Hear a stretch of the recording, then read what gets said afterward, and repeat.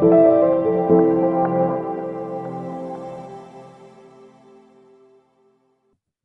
you, President of Amoud University, Dr. Mohammed Musa Jibril.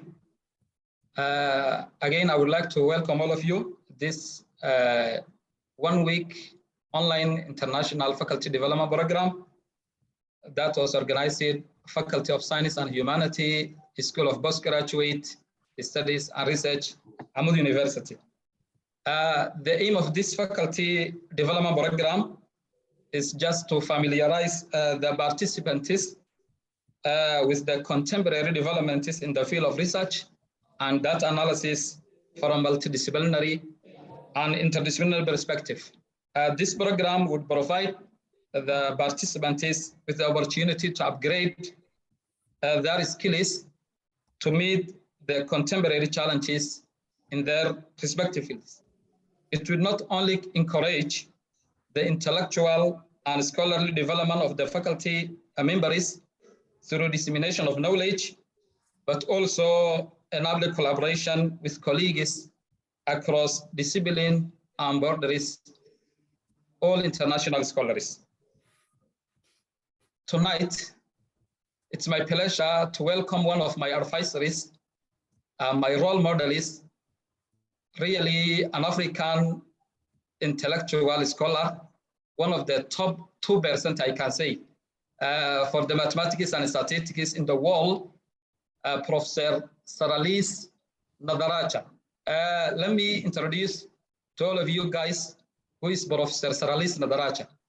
He's a reader at the University of Manchester, UK, and his research interests are mainly in the distribution theory, extra value theory, statistical softwares. He developed a lot of number of R packages in the R software, reliability biostatistics, non-parametric statistics, and information theory. Professor Saralis Nadaraja is an author and also co-author of 4 books and has over 1,000 referred journal papers published or accepted in Scopus, Web of Science, different databases. He's really an open person, a very kind, humble. He founded a charity called Educate Africa. Really, he likes to assist the young African scholars. He supervised a lot of number of PhD and MSc students in the whole Africa, in the continent. Also, he gives them a lot of courses freely. Really, we would like to thank for him. Dear Professor Saralis Nadaraja, the people who are in front of you are the Somali scholars, wherever they are in the world. Some of them now are joining us from Asia, others from Africa, others from Somaliland, Somalia, Ethiopia, Djibouti. Really, it is our pleasure, and we are very glad to have you tonight. Professor Saralis Nadaraja tonight will give us an interesting topic entitled The Drastic Underrepresentation of African Researchers in Africa-Related Research. Dear Prof, the floor is yours. Welcome. Thank you very much for acceptance of our invitation. Thank you. Thank you, Doctor. It's my pleasure to be invited to give a talk. Good evening, Somalia, and good evening, Somalians, wherever you are. I know that your country has gone through a lot of hardship in the last several years. I think it's time to rebuild your country. One way to rebuild is to do innovative research that can help your country grow the economy and find employment for young researchers like you, etc. Right? Just a background. I know Dr. Musa has already told a lot about me, but I grew up in Zimbabwe, which is in Southern Africa. I'm sure all of you know where it is.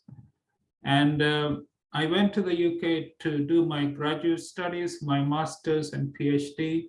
And thereafter, I started working in the UK. As Dr. Muse said, that I am quite active in my research. My specialty is statistics.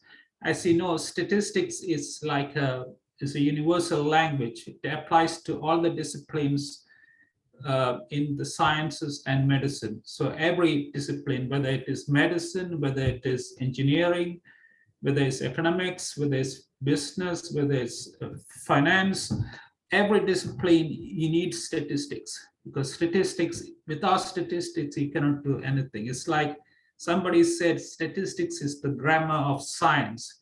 Just like you need, in order to learn a language, you need to know the grammar.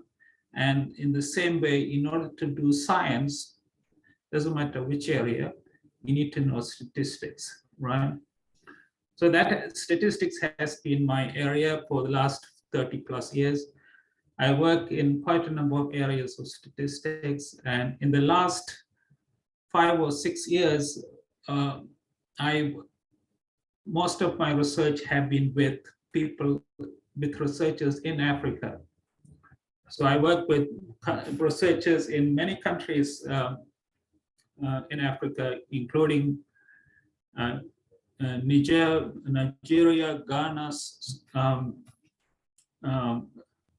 Cote d'Ivoire, Senegal, Zimbabwe, Zambia, South Africa, just to name a few, right? Those are some of the countries where I have researchers working with me 24/7, 365. These researchers, they don't have access to the facilities that I do have, or other people in the UK have, but they are really talented, they are really motivated. They want to make a difference to their communities, to their countries. So I work with them 24/7 to enable them to do this, right? And as a result, I published quite a few journal papers with them in the last 5 or 6 years. So if you look at my Google Scholar link, you will see some of the papers, or many of the papers are jointly with researchers in Africa. So I'm trying to make a difference in their lives and also make a difference for their communities and for the economy of the countries that these researchers come from. Right now, what I'm going to talk about today is a topic that actually motivated me to do this work. I hope that after this talk, you'll be inspired to work on, to research on whatever the topic of your discipline, and do some research that will make a difference to your community and the country that you are in. And whatever research you want to do, I'm happy to work with you jointly. And you can contact me 24/7 by email. I will give you my email at the end of this talk, so you can contact me for whatever help you need, right? Okay, now let me start. Excuse me. I need to share the screen. So let me start by sharing the screen. Can you, Dr. Mose, can you enable me to share screen? Because at the moment, I'm unable to share the screen. Hello? Can you give me access to share the screen? Yes, you can share now. Can you try? Okay. Thank you, sir. Thank you, doctor. All right. Okay, so this is my talk. The title of the talk, I hope all of you can see this. If you cannot see me, please give a shout. The title of the talk is The Drastic Underrepresentation of African Researchers in Africa-Related Research. It looks like a long title, but I will explain what this means in a few minutes. I'm affiliated with the University of Manchester. I've been at the University of Manchester for the past 16 years. So that's the logo on the left-hand side. The logo on the right-hand side is the charity I established in about 5-6 years ago. It's called Educate Africa. And this charity, it works with, as I said, it works with researchers in many countries in Africa, and also it gives free courses for masters or PhD students in Africa. And I also supervise like master's thesis for many students in Africa, right? Okay, let's begin, all right? So this is the table of contents for the talk: motivation, data, methods, findings, comparison, conclusion, and discussion, right? So let's start with the motivation. As you know, Africa is full of resources.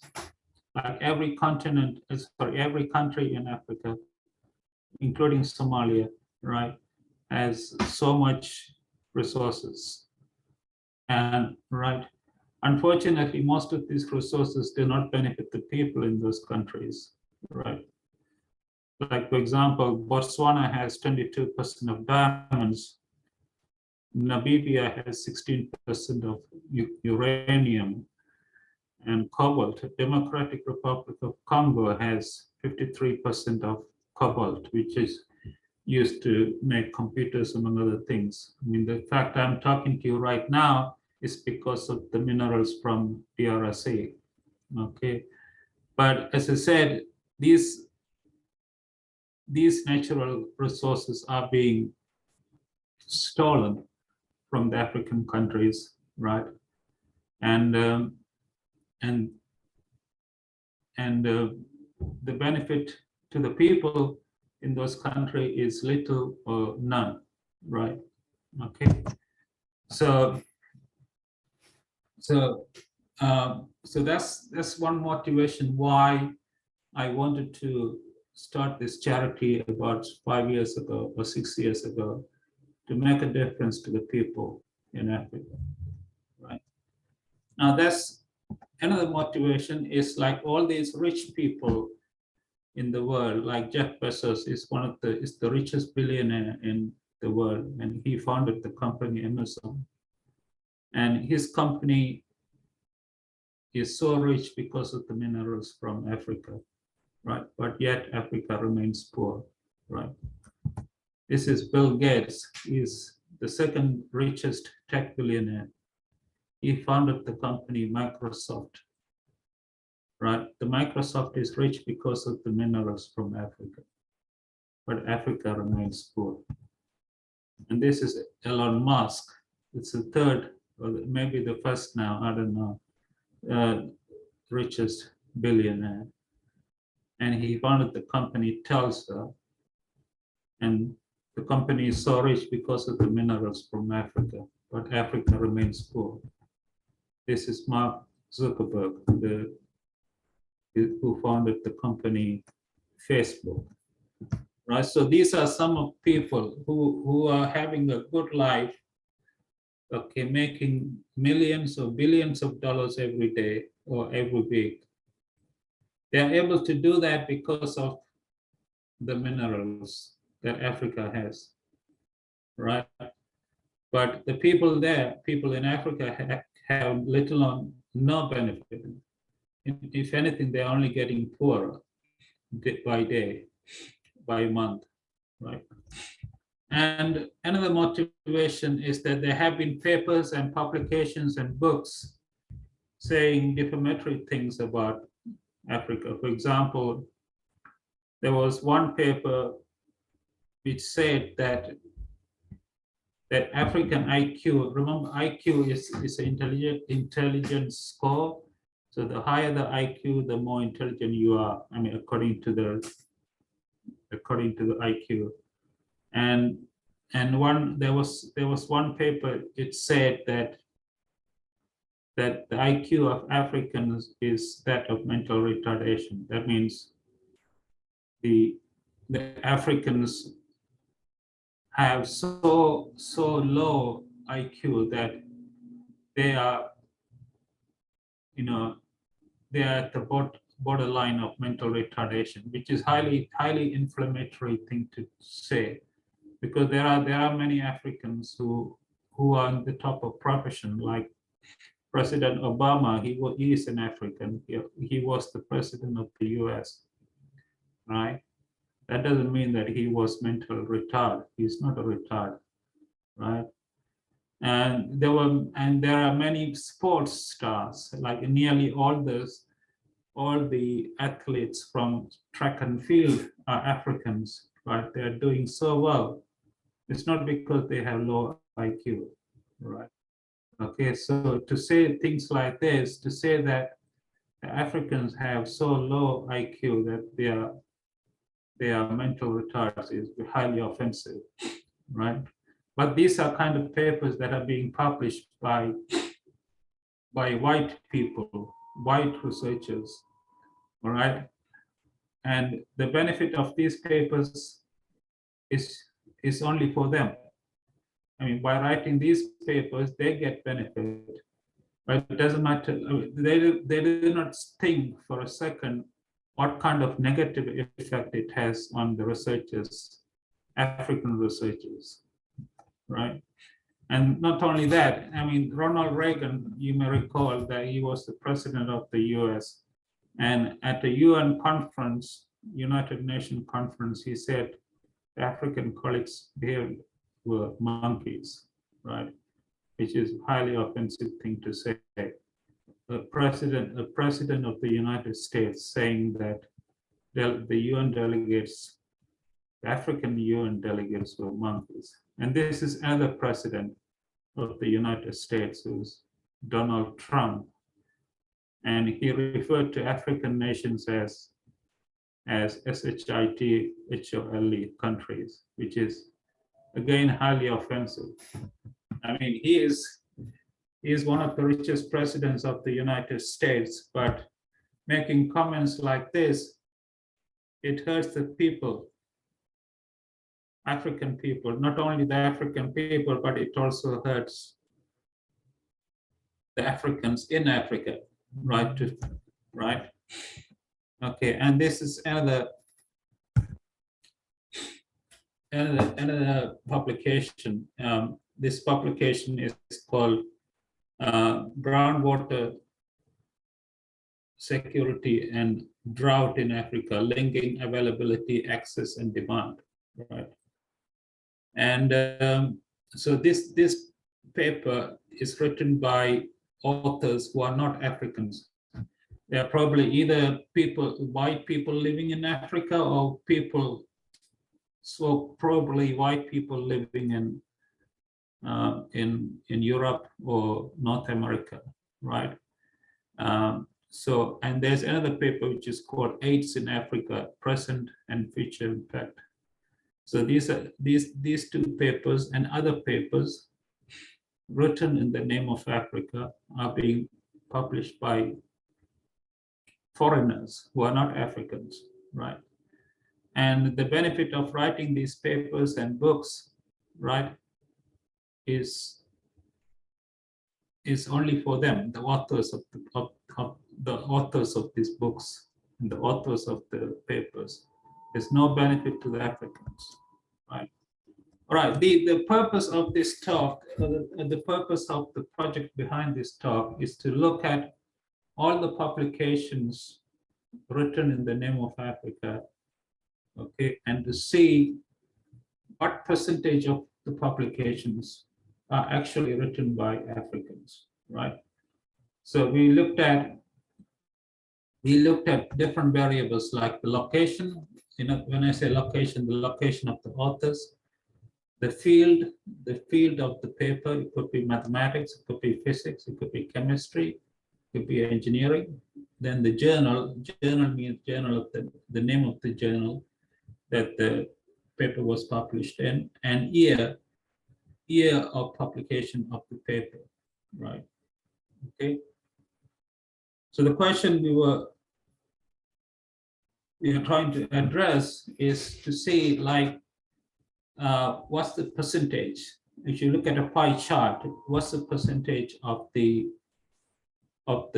total number of papers published in the name of Africa, right, are being actually published by African authors or authors based in Africa, right? So we looked at the Scopus database. I'm sure most of you know Scopus. Scopus is one of the most popular databases. So it has data on all the publications going back to 1900s, right? So this is a screenshot. You should go to Scopus. This is kind of a screenshot of the Scopus database. So we looked at variables like authors, so the authors of the paper, the title of the paper, the year of publication, the title of the journal, the volume of the journal where the paper was published in, citation count. In other words, how many times was the paper cited? DOI is identification number. Affiliations is where the addresses of the authors, right? Is the authors where they belong to, like whether they belong to an African country or whether they belong to a European country or whether they belong to a North American country, and so on. And the corresponding address is again the address of the authors, abstract of the paper, author keywords, and index keywords. So we extracted all these variables from the Scopus database for all the, right? And then we looked at the papers that actually contained the papers that actually talked about a problem in Africa. So like if you look at papers, you can see that if the title of the paper has the name Africa or one of the 54, the names of one of the 54 countries in Africa, then a committee of experts, a committee of African experts can look at those papers and see if the authors are sufficiently knowledgeable to write about the paper, to write about the topic, right? So for example, if the paper is about droughts in Zimbabwe, right, and is being written by people who are actually in Zimbabwe, right, then the conclusions of the paper should probably be correct, right? Whereas if the paper is about droughts in Zimbabwe, but it's being written by people in, say, Europe, then the conclusions of the paper are doubtful, right? Because how would the people in Europe, for example, know about droughts in Zimbabwe, right? So there's a question about the validity of the research in a paper, depending on where the authors come from, okay? All right, so there were we found about over 350,000 papers. That's about 1/3 of a million papers that contained the name Africa or one of the 54 countries in the title of the paper. So, and all these papers spanned about over 20,000 different journals, conferences, and circulars. And the authors for all these papers came from over 200 countries. And the focus topics for all these papers were more than 40 African countries. So obviously, it's impossible to go through every single paper. It's impossible. I mean, there are about 1/3 of a million papers talking about Africa. I mean, if you have to go through every single one of these papers manually and pick out like data like the year, the volume, the issue number, etc., that would be that would be a laborious job, because going through so many papers, 350,000, it would be a laborious job, right? So what we decided to do is to write a write a program in Java Java, or Java is similar to Python. I'm sure Python, some of you probably know what Python is. Python is a programming language. So we wrote a program in Python that will go through every single paper, right, and extract information like the title of the paper, the volume of the paper, the name of the journal, the volume number, the issue number, the affiliations, the address of the authors, and so on. So right, so that's what I'm saying here. So it will extract things like the title, the authors, the affiliations, etc. for each of the 350,000 papers, right? So and then we can, depending on the title. So if the title, depending on the affiliation, we can decide whether the author was actually written by somebody in Africa or not. So if you look at the affiliation, and if the affiliation contains one of the countries in Africa, right, then we can say that that paper was actually written by somebody who was in Africa or who is in Africa, right? Whereas if the affiliation contains a country which is not in Africa, right, then we can say that that paper was written by somebody who is not in Africa, right? Okay, right. So it's a string match program. I'm sure you should know Python. I mean, Python is a very good language. So if you haven't learned Python, I encourage you guys to learn Python, which is a very good programming language to know, right? So in total, we considered papers that belong to all the countries in green. We excluded South Africa because South Africa has so many, is a lot more developed than other countries in terms of scientific publications. So we included, and we also excluded the Northern African countries like Mauritania, Morocco, Algeria, Libya, and Egypt, and Tunisia. We excluded those countries because, once again, they are scientifically, they are much more developed than other countries in Africa.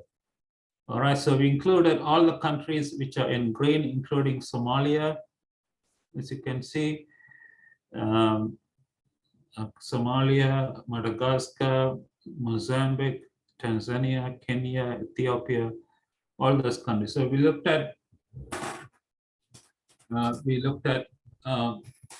papers that contain in their title the name of one of these countries, right, or the name Africa in the title, right? Okay. So then this is the classification. So if you look at this table here, the first column is the title of the paper. The second column is the journal that the paper is being published in. The third column is the ranking. The ranking, every journal has a ranking, which is called an H factor. H factor means that if the H factor is high, that means it's a better journal. If the H factor is low, that means it's not a good journal, right? So for example, Nature is one of the top journals in the world, so it has a high H factor. Science is also a top journal in the world, so it has a high H factor. Now, in the fourth column is the affiliation in Africa. So 1 means yes, 0 means no. And the last column of the table has the percentage of authors in Africa. So 0.3 means that 3 out of the 10 authors are in Africa and the remaining authors are not in Africa. 0 means none of the authors are in Africa. 0.2 means that 2 out of the 10 authors are in Africa and the remaining 8 authors are not in Africa, right? Okay. So this is kind of the output that you get after running the Python script, right? So it's very useful. I mean, the script is very useful, right? And this is the output that you get, right?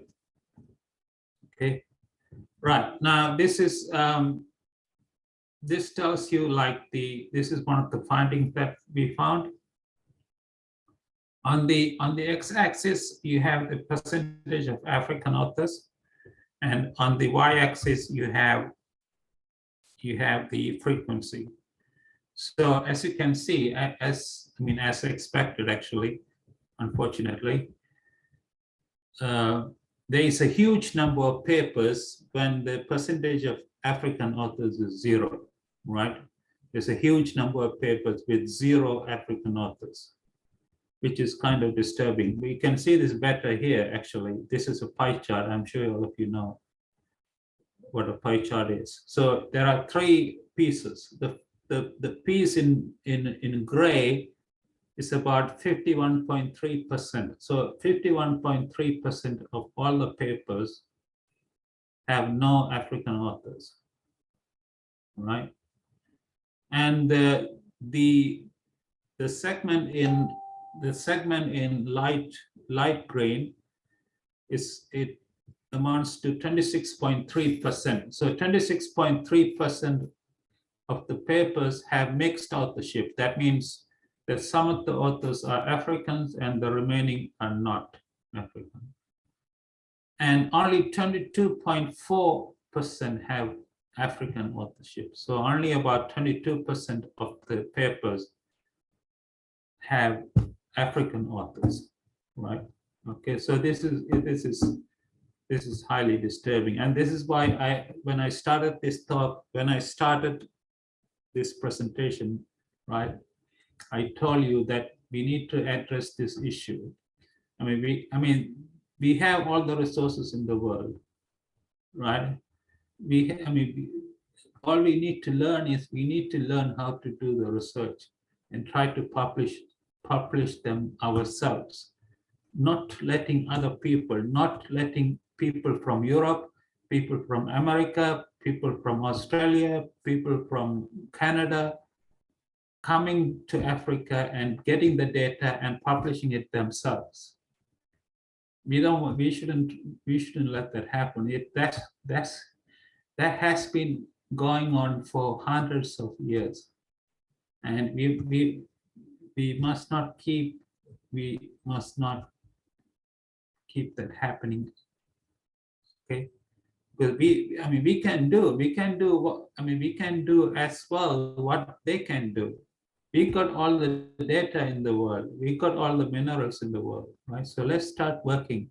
Let's start doing some research that will really help our community. Right? That will really help to grow the economy of the African countries. Right? Okay.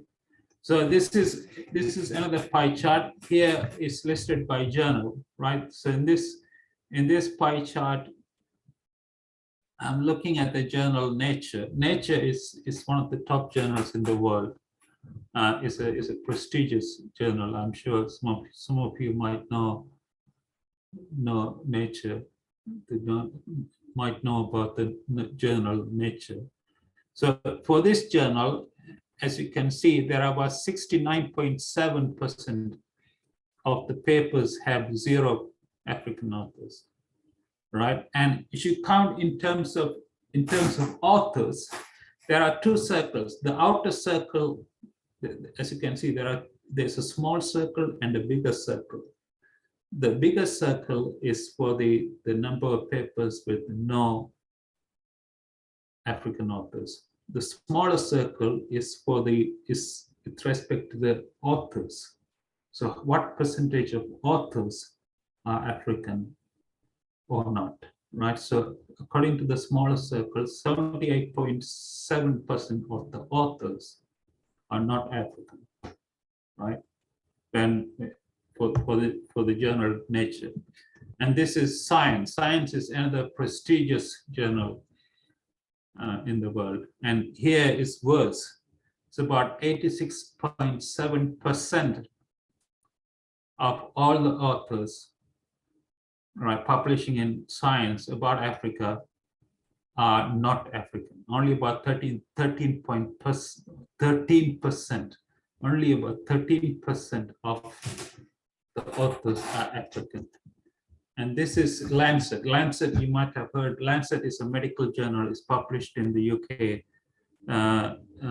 So, I mean, many people from the UK, they go to Africa, collect data on diseases. I mean, people in Europe, they think that Africa is full of diseases.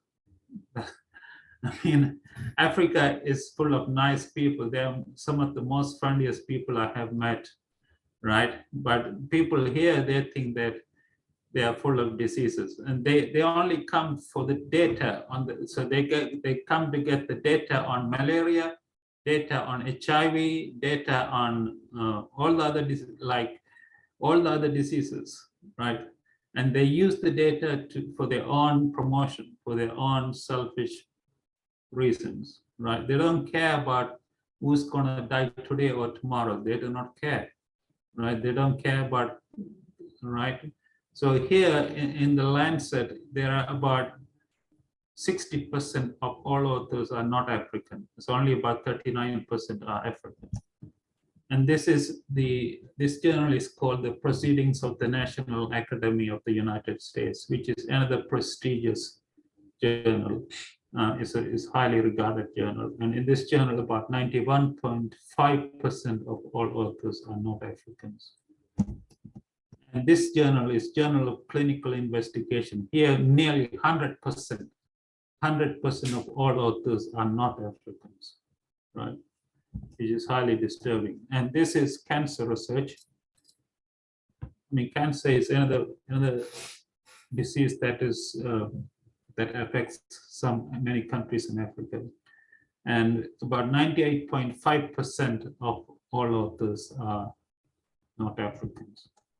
And this is Journal of Experimental Medicine. 99.9% are not Africans. This is Energy Conversion and Management. It's about 64% are not Africans. This is Gastroenterology, which is something to do with your gastro, your stomach. So here 97.6% are not Africans. This is Journal of Cell Biology. 98.1% are not Africans. All right, so there are so many other pie charts I have, but I don't have the time to go through all of them. So these are some of the pie charts for some of the journals, and the overall message is that nearly, in some cases, nearly all the papers, right, about Africa are being written by foreigners, right? And some of these journals are about like things like cancer, malaria, and so on. So, I mean, those are diseases. I know diseases happen in every part of the world, but when they occur in Africa, it's really bad because there are not enough medicine to go around, to treat these people, right?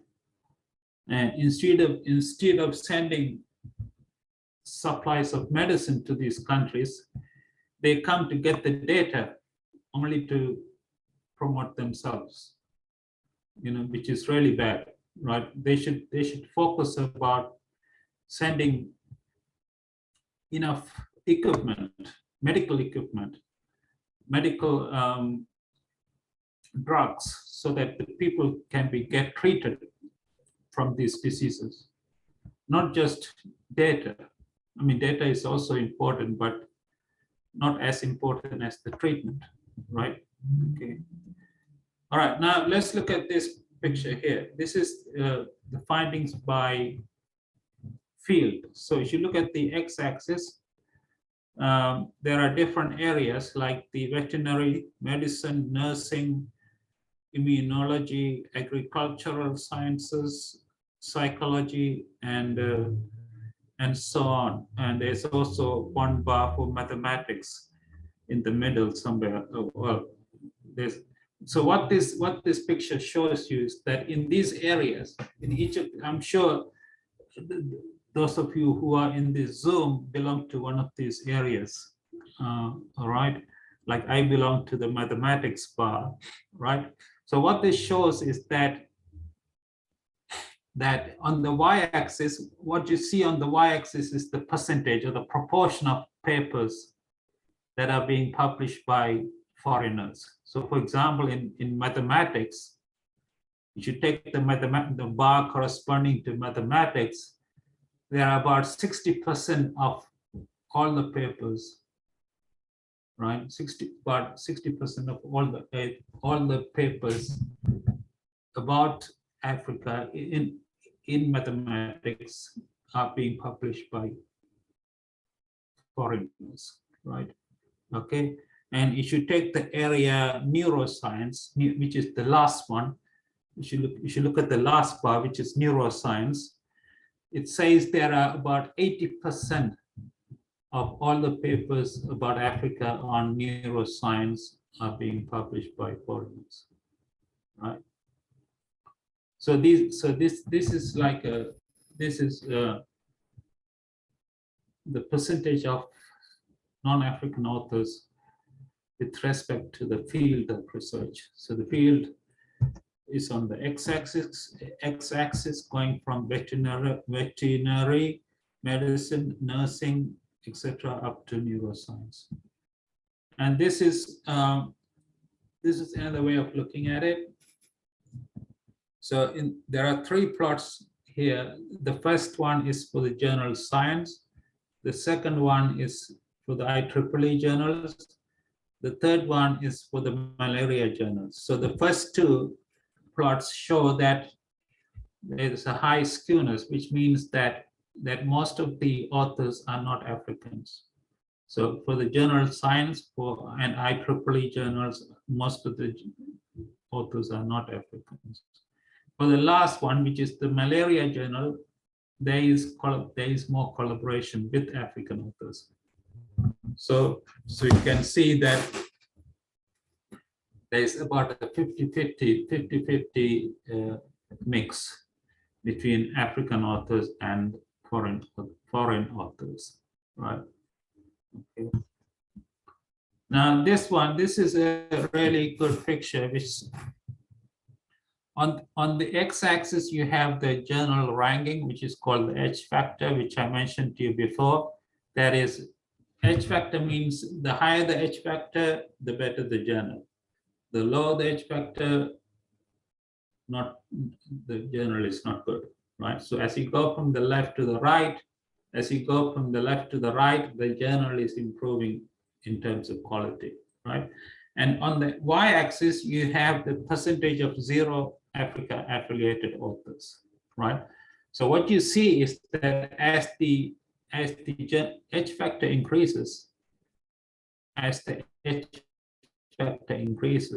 the percentage of 0 Africa affiliated authors increases too. So in other words, what it means is that in order to have a paper published in a good journal, you need to have as few Africans as possible. I mean, which is again disturbing. That means the more African that you have in authors will lead to not so good journals, right? Okay, all right. So but this is the reality. We need to change this reality, guys. Brothers and sisters, like we need to change this reality. And for that, I'm happy to work with you guys 24/7 and try to work on problems that matter to your country, to your communities. And this is a similar figure. So here on the x-axis, we have the H factor, which is the quality of the journal. And on the y-axis, we have the percentage of Africa affiliated authors. So what it says here is that as the H factor increases, the percentage of Africa affiliated authors decreases, right? So in other words, the less African authors you have, the better the journal will be that you publish. Again, this is highly disturbing. So it's something that we need to address through collaboration. I mean, as I mentioned in the beginning of the talk, these are kind of things that motivated me to start on the charity Educate Africa. And I've been working with many researchers and continuing to work with many researchers in Africa, in all the 54 countries in Africa. And I will try to do so as long as I can, right? Okay. All right, this picture here,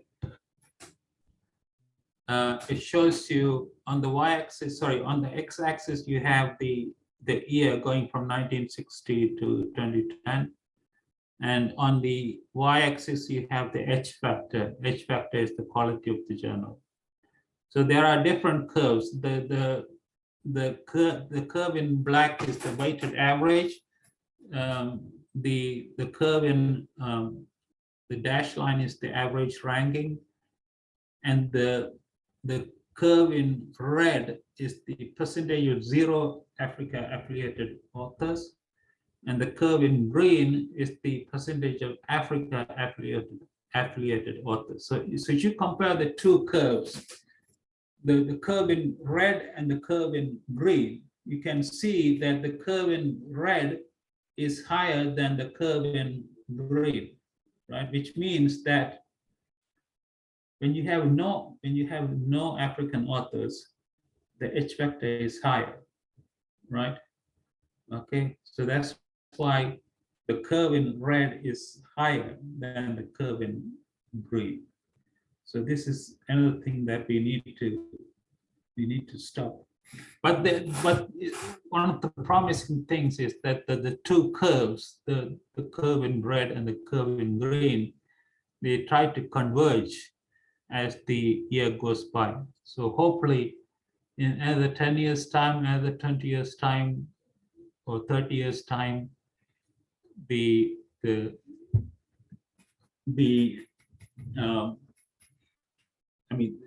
two curves would have converged, right? And this is the comparison map. This is something interesting. So these are the countries that I've looked at, as I said before, right? And what it gives you is the percentage of no local author publications. So red means 100%. So red means 100%. Green means 0%, right? So if you look at Somalia, which is your country, in Somalia is pretty red, which means that there are no local authors in the papers, right? So, and the same thing in DRC. DRC is also red. There's a Democratic Republic of Congo. Whereas if you look at a country like South Africa, which is at the very bottom, South Africa is doing okay because they have, close to 0, not exactly 0, but a low percentage of local author. A low percentage of not having local authors, right? Okay, so right, so this is a very, very interesting map. And so in particular, the two countries like Somalia and Democratic Republic of Congo are two extreme cases, right? And this is another map. Here we looked at the journal ranking. So when I say journal ranking, it means like how good a journal is, right? So journal ranking is very low if it is red, and if it is high if it is green, right? So for Somalia, it's about yellow, which means that it's about halfway between the two extremes, right? Because but for a country like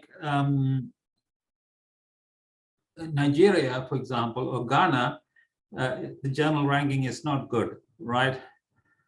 For a country like DRC, a Democratic Republic of Congo, the general ranking is good because in DRC, most of the papers are being written by foreigners, so the general ranking is good, right?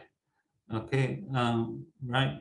So okay, so the next one. Okay, here what we've done is let me explain. On the x-axis, we have the research population in total, and on the y-axis, we have the percentage of zero local author publications. So if you look at, I can't remember, well, I can't see where Somalia is, but let me try to say,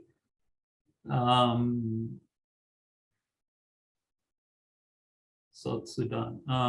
Right. You should look at the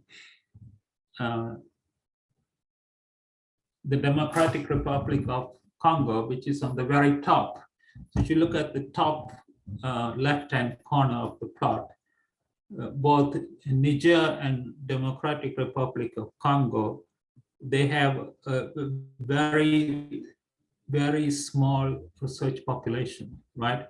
They have a very small research population, and the percentage of zero local author publication is very high because, once again, most of the papers are being published by foreigners, right? And the same thing with Gambia, the same thing, well, similar thing with Gambia, the similar thing with Congo. Okay. Whereas, yeah, so, and we also have, like, I have also included some countries from Europe for comparison. I have also included some countries from Latin America and also some countries from Southeast Asia for comparison, right? Now, this is a different one. Here, on the x-axis, we have researchers per million on the x-axis, and on the y-axis, we have the percentage of zero local author publications. So once again, you see that you should take Niger and the Democratic Republic of Congo. Both of them are on the top left-hand side of the plot. You see they have the two countries have so few researchers, and once again, most of the papers are being written by foreigners for the two countries. So that's why the two dots, the Niger and Democratic Republic of Congo, are on the top left-hand side corner, right? Whereas if you look at South Africa is on the bottom right-hand side corner. South Africa has a large research population, right? And the percentage of zero local authors is only about 20%, right? Okay. All right, the next one is similar plot. Here on the x-axis, we have the R&D spending percentage. R&D, I'm sure all of you know, is research and development spending percentage. And on the y-axis, you have the percentage of zero local author publications. So once again, if you look at the top left-hand side corner, you will see DRC has little R&D spending, right? But the percentage of zero local author publication is nearly 100%, because once again, you know, that country is constantly at war, and they don't have money to spend on research, right? Okay. I cannot find Somalia here, but I think Somalia did not come to this plot, right? But you can also see South Africa on the bottom right-hand corner, right, which has high R&D spending, and the percentage of zero local authors is small, right? It's only like 20%, right? All right, and the next one is the total R&D spending in millions of USD, United States dollars. That's on the x-axis, and on the y-axis, once again, the percentage of zero local author publications. So once again, Nigeria is on the bottom right-hand corner. You can see the total R&D spending is high for Nigeria, and the zero local author publication percentage is small for Nigeria. Whereas for Gambia or for Democratic Republic of Congo, the total R&D spending is low, and the percentage of zero local author publication is high. Okay. Next, this is the HDI. HDI is a measure of economy. I'm sure is those of you who are doing or specializing in economy, you would know what HDI is. HDI is a measure of economy. The higher the HDI, the better the economy of a country. And so that's on the x-axis, and on the y-axis you have the percentage of zero local author publications. So for example, you should take South Africa or Botswana. Botswana and South Africa, they have a good HDI, right? And both of them, they have a low percentage of zero local author publications. Whereas you should take countries like Niger or South Sudan or Democratic Republic of Congo. Those three countries, they have low HDI, as you would expect. And for those three countries, the percentage of zero local author publications is high, close to 100%, right? Okay, and that's HDI. And all right, now these are the figures so far.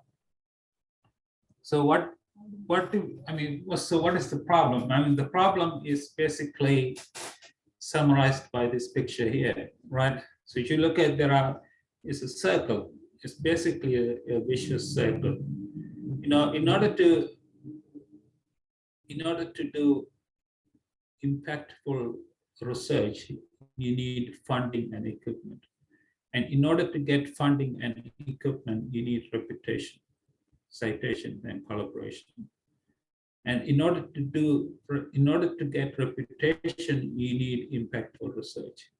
I mean, many researchers, including the people I work with, they don't have funding. They don't have funding to do research, right? So if they don't have funding, they cannot do good research, right? And if they cannot good research, then that means they cannot get reputation.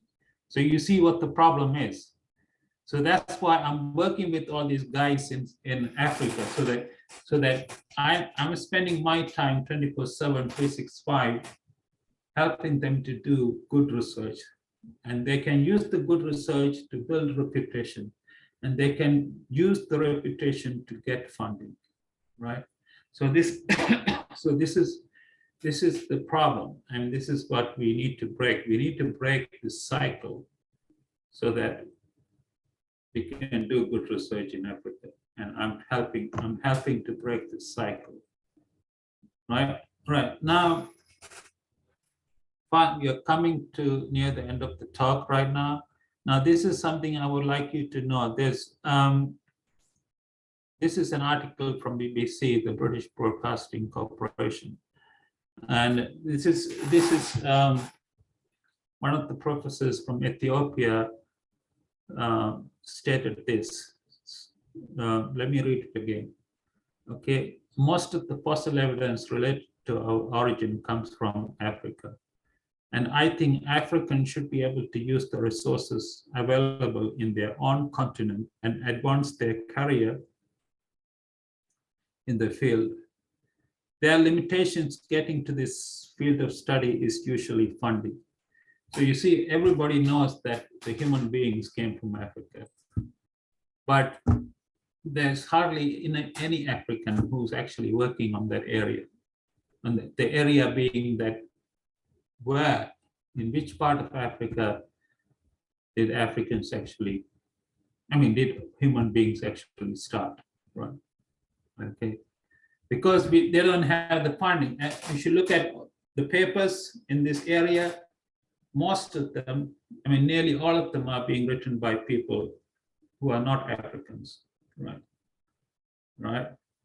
The reason for that is that Africans, they don't, although the humans came from Africa, everybody knows that, but Africans don't have the funding to do the research about human origins, right?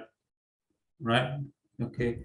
It's very sad, right? This is that's my last slide, and I would like to end this talk by saying it's been a pleasure talking to you about this, and I hope you are inspired by this talk to do some research in your own area. It doesn't need to be statistics, because statistics comes everywhere. My area is statistics, but statistics comes in every area. In every person who's in this Zoom, you need to know statistics, because without statistics you cannot do any research, right? Okay, so work with me 24. I'm happy to work with you 24/7, and let's try to do some research that will help your country, that will help your community, right? Okay. Okay. And if you have any questions, this is my email address at the very bottom of this. That's my email address, so feel free to contact me 24/7 using the email. And Help Africa, right? Okay. Thank you, Prof. Again, I really appreciate. Also, let me, before we close our event tonight, the Prof really is interesting. Anyone who have a primary data, that's very interesting from Somalia. Even our data is like raw, so nothing is published from different aspects for reality. So please feel free. If you have a very good data and you are good for analysis, your background is somehow good, the Prof is ready to assist you. Especially my last message is to Amoud University School of Postgraduate Students in general, and in specific, the people in the Faculty of Science and Humanities. Students are doing masteries for applied statistics for the different streams like the computational, financial. The Prof is ready for us. Feel free. Thank you, Prof. Really appreciate for your time, for your effort. And I'm one of your students that really I appreciate. Oh, some of them are now here. They are my students. And you are, for indirect, you are their professor. Since you are my advisor, my God, thank you, Prof, again. Thank you. And you guys, thank you, all of you. Tonight, our event will conclude at that. Thank you.